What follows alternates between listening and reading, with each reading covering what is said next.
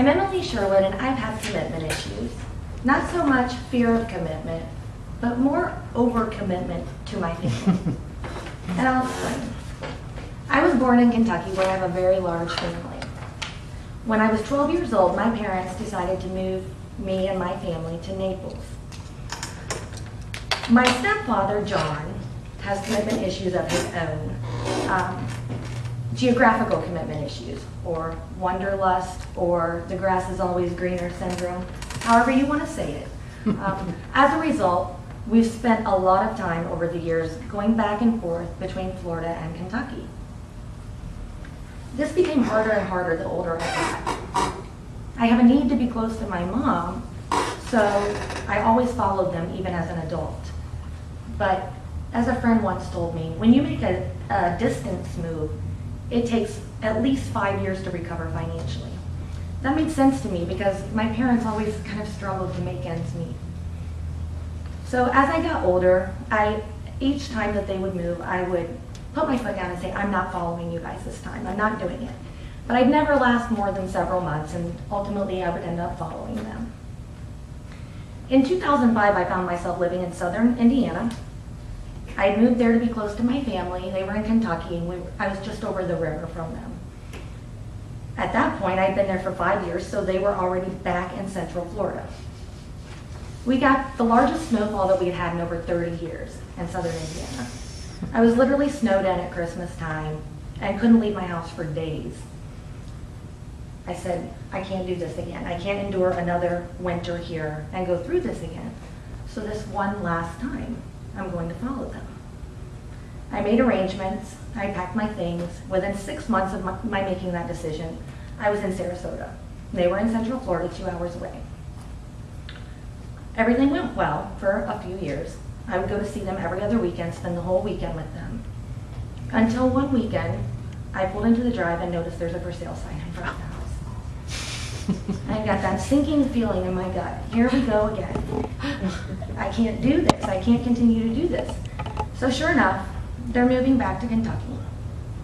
And I said, I'm not going, which I had done since I'd been an adult. It was just a matter of when. I had a good job. I was happy here. I liked it. I said, I'm not going again. Well, over the next several months, and talking to my mother, and she's always spending time with my large family and encouraging me to make the move again, I lost my will. I called my boss and I said, I'm putting in my notice. I began making arrangements. I made some close friends, just a couple, in the several years that I had been in Florida. And one of my friends arranged a farewell weekend for us down in Boca Grande. It was going to be my last weekend here. It was the off season, so it was just us and the beach. There was no one around. So a lot of time to soul search. And I was sitting on the beach, and it just hit me. I absolutely love it here. What am I doing? Am I going to continue to follow them back and forth for the rest of my life, never establishing roots? And I thought, I'm making a huge mistake. So I called my boss and I said, is it too late to change my mind? And she said, no, I would love to have you stay.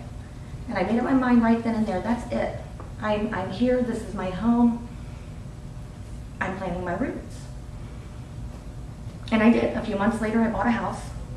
Now, all the while, I'm thinking, we've never stayed anywhere for more than 5 years. So I'm thinking, my parents will be back. It's only a matter of time before they're back, so I'll wait for them. I went to see my family a couple months ago, and my stepfather was itching. He had the itch, come back to Florida. That's all he talked about. So once I got some alone time with my mom, I said, Mom, John's itching to come back. You guys have been here 3 years. It's got to be about that time. When do you think it's going to happen?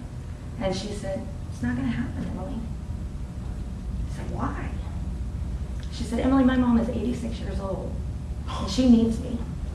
She said, I spend so much time 1,000 miles away from her, and I can't get that back. I'm going to be here now for as long as she needs me.